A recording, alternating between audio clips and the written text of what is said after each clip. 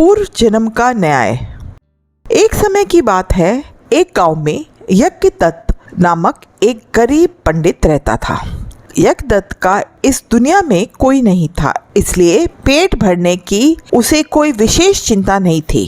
किसी भी घर से उसे मुट्ठी भर आटा या चावल मिल जाता था, जिसे बनाकर वह अपना गुजारा कर लेता था। पंडित यज्ञदत्त की जिंदगी इसी तरह से गुजर रही थी। एक दिन वह सोचने लगा कि धीरे धीरे मैं बुढ़ापे की ओर बढ़ रहा हूँ। अभी तो मैं लोगों के घर जाकर पूजा पाठ करके अपना पेट भर लेता हूँ, लेकिन जब मैं बूढ़ा हो जाऊंगा तब इस दुनिया में मेरा कोई नहीं है जो मेरा ख्याल रखेगा। मेरे बुढ़ापे में मुझे कौन बिठाकर खिलाएगा?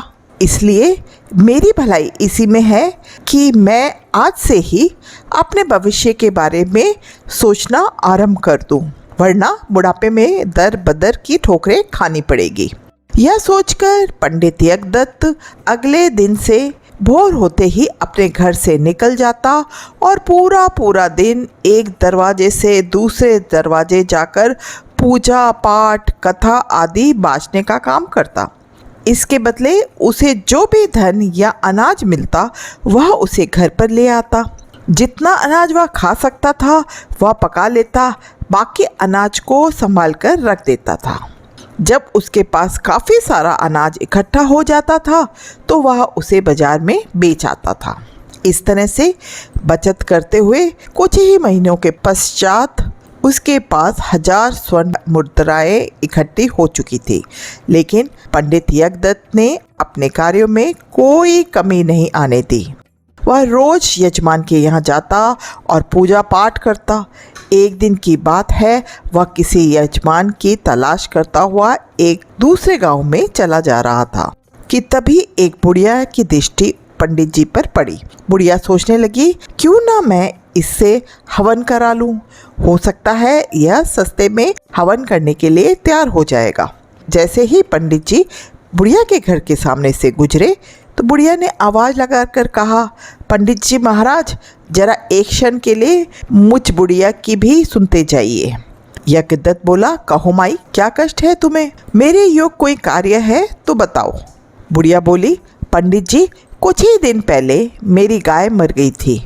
क्या आप उसकी आत्मा की शांति के लिए मेरे यहाँ पूजा पाठ और हवन करा सकते हैं? यज्ञदत्त बोला, हाँ, क्यों नहीं।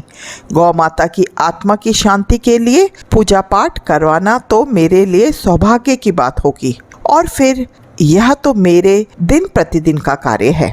बुढ़िया बोली, लेकिन मैं आपको दान दक्षिणा में धन ना दे सकूंगी। यज्ञदत्त बोला, दान दक्षिणा की तुम चिंता ना करो माई, जो भी खुशी के साथ दे दोगी मैं स्वीकार कर लूँगा। तो फिर ठीक है महाराज, आ जाइए, पधारिए, यह शुभ कार्य आज ही कर दीजिए तो अच्छा होगा। मैं अभी पूजा पाठ और हवन के लिए आवश्यक वस्तु का प्रबंध कर देती हूँ। यह कहकर बुढ़िया ने शीघ्र ही सारा प्रबंध कर दिया। शाम तक जब सारा काम पूरा हो गया तब पंडित यज्ञदत्त ने अपना झोला संभाला और कहा, माई, गौ माता की आत्मा शांति के लिए तुमने जो कुछ भी किया उससे ईश्वर और गाय माता दोनों ही तुमसे प्रसन्न होंगे और तुम्हारा भला करेंगे। अब मैं अपने घर को वापस चलता हूँ, इसलिए तुम्हें श्रद्धापूर्वक जो भी दान दक्षिणा देनी है दे दो। बुढ़िया बोली, अवश्य महाराज, कृपा करके बाहर चलिए। झोपड़ी के बाहर आके बुढ़िया एक बछड़े को अपने साथ ले आई और पंडित जी की ओर बढ़ाते हुए बोली, आप दक्षिणा में इस बछड़े को ले जाइए महाराज। जिस गाय माता की आत्मा की शांति के लिए आपने इतना कुछ किया है उसी का बछड़ा है। इसको जन्म देने के साथ ही वह गाय मर गई थी। यज्ञदत्त बोला, ओह, लेकिन मैं इस बछड़े का क्या करूँगा माई? पंडित जी, आप इसे पालिए पोसिए, बड़ा होकर एक दिन यह आपके अवश्य ही काम आएगा। इसके सिवाय आपको दक्षिणा में देने के लिए मेरे पास कुछ नहीं है, और इसके खाने पीने का बोझ उठाना भी मेरे बस के बाहर की बात है। मैं बुढ़िया स्वयं अपना गुजारा नहीं कर सकती, अपना पेट नहीं भर सकती, तो इसका पेट कहाँ से भरूं? पंडित जी, मुझ गरीब की अवस्था पर दया कीजिए और कृपा करके दक्षिणा में इसे ग्रहण कर लीजिए। बुढ़िया की बात सुनकर पंडित जी ने सोच में पड़ गए। क्यों ना मैं इसे ग्रहण कर लूं। मैं अकेला ही रहता हूँ या बछड़ा साथ में रहेगा तो इसकी देख रेख करने में मेरा मन भी लगा रहेगा। यजमान से थोड़ा बहुत घास फूस इसके लिए मांग लिया करूँगा और फिर वैसे भी मिली हुई चीज़ों को हाथ से नहीं जाने देना चाहिए। बुढ़िया के पास इसके अलावा और कुछ है भी नहीं। तो वे बोले, माई तुम श्रद्धापूर्वक मुझे दक्षिणा में यह बछड़ा दे रही हो तो मैं इसे स्वीकार करता हूँ। लाओ इसकी रस्सी मुझे दे दो। बुढ़िया बोली, ईश्वर आपका भला करे पंडित जी, यह लीजिए इसकी रस्सी।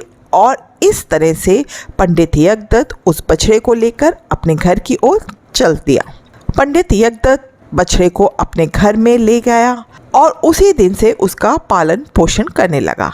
वह रोज किसी भी यजमान की तलाश में जाने से पहले बछड़े को कुछ चारा खिला जाया करता था और संध्या को लौटते समय किसी से थोड़ी सी घास तो कभी किसी से थोड़ा सा भूसा ले आया करता था।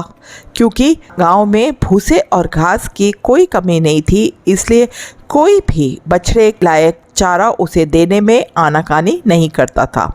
इस तरह से उसके साथ साथ बछड़े को भी खाने पीने की कोई कमी नहीं रहती थी। समय बीतता गया और कुछ वर्षों में वह बछड़ा एक हट्टा कट्टा विशाल बैल बन चुका था। उस गांव में तो क्या, आसपास के कई गांव में उस बैल के जैसा कोई दूसरा बैल नहीं था। गांव के लोग जब बैल को देखते थे तो आपस में बातें करते, वाह पंडित जी के बैल का तो कोई मुकाबला नहीं है। अरे भाई होगा भी कैसे, पंडित जी ने इसे पालने पोसने में अपनी परवाह ना कर उसे खिलाया पिलाया और उसकी देखभाल की मानो जैसे उनका पुत्र हो। यज्ञदत्त के बैल की चर्चा गांव के साहूकार के कानों तक भी जा पहुंची। साहूकार पशुओं की खरीद बेच का काम भी करता था। उसके पास एक बहुत बड़ी पशुशाला थी जिसमें गाय भैंस ऊंट आदि के अलावा कई बैल भी थे।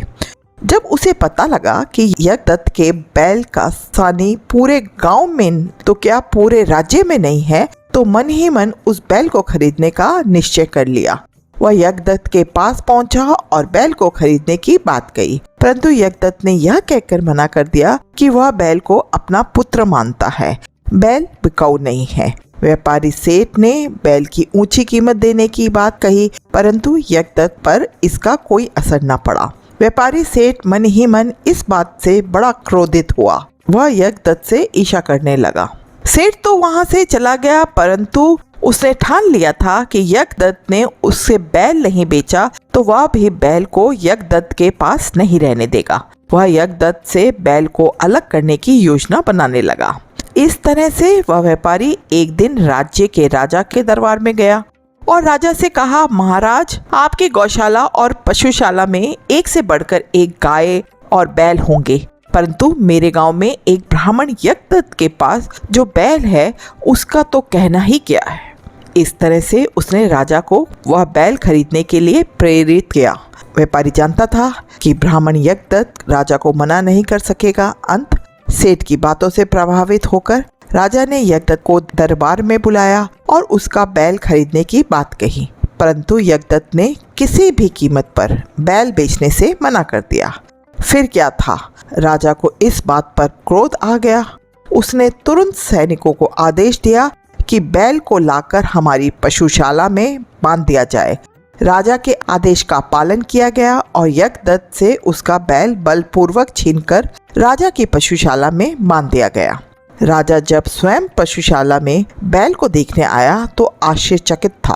उसे सचमुच ऐसा सुंदर और बलवान बैल तो आज तक देखा ही नहीं था।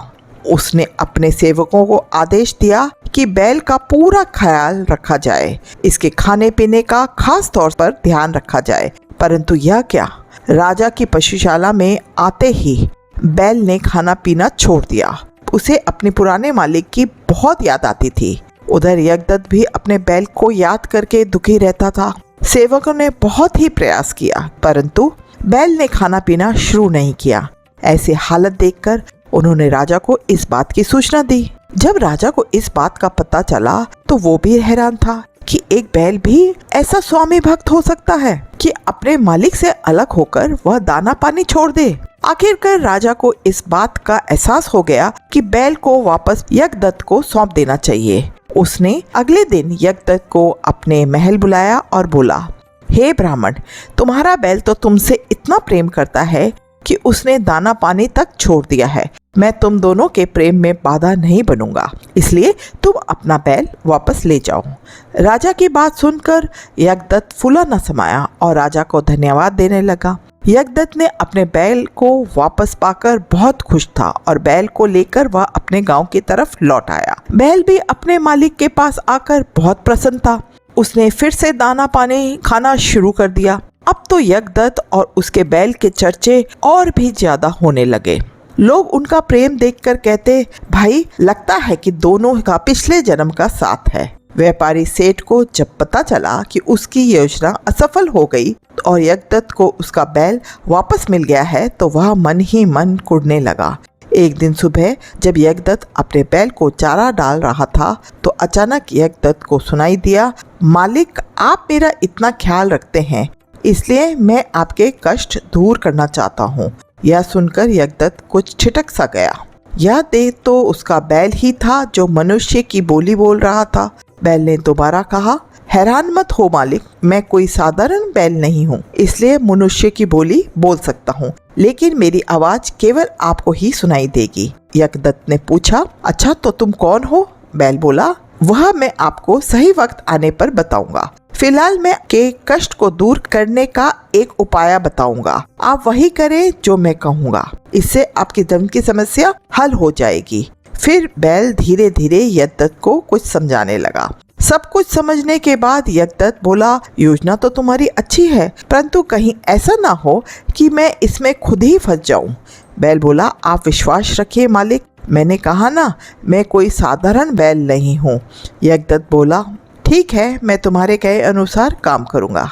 अगले दिन यज्ञदत्त उस व्यापारी सेठ के पास पहुँचा और कहने लगा, सेठ जी, मेरा मन है कि मैं आपसे एक बैल खरीद लूँ, फिर मेरे पास एक जोड़ी बैल हो जाएगा तो मैं कुछ खेती का काम भी कर लिया करूँगा। व्यापारी बोला, हाँ हाँ जरूर भाई, मेरे पास एक से बढ़कर एक बलशाली बैल है। यज्ञदत्त बोला, वह तो ठीक है सेठ जी, परंतु मेरे बैल के मुकाबले का बैल आपके पास नहीं है। मेरा बैल तो इतना ताकतवर है कि अनाज की बोरियों से भरी 5 बैलगाड़ियों को अकेले खींच लेता है। सेठ बोला, भाई यज्ञदत्त, माना तुम्हारा बैल ताकतवर है, परंतु इतनी डींगे मत हाको, तुम जो कहते हो वह असंभव है। अकेला बैल 5 लदी हुई बैलगाड़ियों को खींचना तो दूर हिला भी नहीं सकता है, इतना घमंड अच्छा नहीं है। यज्ञदत्त बोला, सेठ जी, मेरी बात पर विश्वास ना हो तो शर्त लगा लो मुझसे, है मंजूर? सेठ मन ही मन सोचने लगा, यह ब्राह्मण तो आज खुद ही कंगाल होने के लिए आ गया है, जो एक असंभव सी शर्त लगा रहा है। बच्चों को इसी के जाल में ऐसा फंसाऊंगा कि याद रखेगा। सेठ बोला, ठीक है, तो शर्त यह रही कि अगर तुम्हारे बैल ने यह कारनामा कर दिया तो मैं तुम्हें 15,000 स्वर्ण मुद्राएं दूंगा, और अगर नहीं कर पाया तो तुम मुझे 12,000 स्वर्ण मुद्राएं और साथ में अपना बैल भी देना होगा। बोलो मंजूर है? यज्ञदत्त बोला, ठीक है, तो शर्त पक्की हुई। 2 दिन बाद पूरे गांव के सामने मेरा बैल यह कारनामा करके दिखाएगा। अगले 2 दिन में पूरा गांव में यह बात फैल चुकी थी। ठीक 2 दिन के बाद एक खुले मैदान में अनाज से भरी हुई बैलगाड़ियां लाई गई। सभी बैलगाड़ियों को एक के पीछे एक जोड़ दिया गया और यज्ञदत्त के बैल को उनके आगे जोड़ दिया गया। लोगों की भीड़ यह कारनामा देखने के लिए बड़ी उत्सुक हो रही थी। सभी की आंखें बैल पर गड़ी हुई थी। बैल ने जोर लगाना शुरू किया, परंतु गाड़ियां अपनी जगह से टस से मस न हुई। यह देखकर सेठ मन ही मन बड़ा खुश हुआ। अभी कुछ ही क्षण बीते थे कि बैल ने एक बार फिर से पूरी ताकत लगाई। इस बार तो जैसे चमत्कार हो गया। बैल ने 5 गाड़ियों को खींचा और 1 कोस दूर तक खींचकर ले गया। यह देखकर लोगों ने दांतों तले उंगली दबा ली। सभी बैल की ताकत की वाहवाही करने लगे। सभी के सामने सेठ ने बड़े दुखी मन से 15,000 स्वर्ण मुद्राएं यज्ञदत्त को दे दी। स्वर्ण मुद्राओं की थैली लेकर यज्ञदत्त अपने घर आ गया, परंतु मन ही मन सेठ को बड़ा क्रोध आ रहा था। उसी रात सेठ अपने कुछ लठों को लेकर यज्ञदत्त के आंगन में आ दमका और वे लोग डंडों से बैल को पीटने लगे। शोर शराबा सुनकर यज्ञदत्त जब बाहर आया तो देखा सब के सब लठैत और सेठ जमीन पर जख्मी पड़े हैं। यज्ञदत्त समझ गया कि उसके बैल ने इन सब को अच्छा सबक सिखा दिया है और अपने सींगों से मार मार कर उनका कचुम्बर निकाल दिया है। वे लोग गिरते पड़ते वहां से भाग खड़े हुए। यज्ञदत्त ने प्यार से अपने बैल के सिर पर हाथ फेरा और बोला, बेटा आज तुम मुझे सच सच बताओ कि तुम कौन हो। बैल ने कहा, मालिक मैं आज आपको सारी बात सच सच बताता हूँ, आप ध्यान से सुनिए। पिछले जन्म में मैं एक पंडित था और भगवान शिव का परम भक्त था, परंतु तब मुझसे एक ऐसा अपराध हो गया जिसकी वजह से मुझे इस जन्म में बैल का शरीर मिला। मैं पंडिताई करके अपना जीवन निर्वाह करता था। मुझे एक दिन एक गाय दान के रूप में मिली और गाय के साथ उसका बछड़ा भी था। मैंने गाय को तो बड़ी चाव से पाला और उसका दूध मेरे परिवार का पोषण करता था, परंतु मेरा रवैया उस बछड़े के प्रति अच्छा नहीं था। मैं उस बछड़े को गाय का दूध बहुत ही कम पीने देता था तथा सारा दूध निकाल कर अपने बच्चों को पिला देता था, जिसका परिणाम यह हुआ कि वह बछड़ा बहुत ही कमज़ोर हो गया और बीमार रहने लगा। एक दिन उस बेचारे बछड़े की मृत्यु हो गई। मैंने मरे हुए बछड़े को खेत में गाड़ दिया, परंतु बछड़े के मरते ही गाय ने भी उसके दुख में दाना पानी छोड़ दिया और कुछ दिनों में गाय की भी मृत्यु हो गई। इन दोनों निर्दोष जानवरों की मृत्यु का पाप मेरे सिर पर चढ़ गया, जिसका परिणाम स्वरूप यह हुआ कि मुझे इस जन्म में एक बछड़े का रूप लेना पड़ा और आगे की कहानी तो आप जानते ही हैं।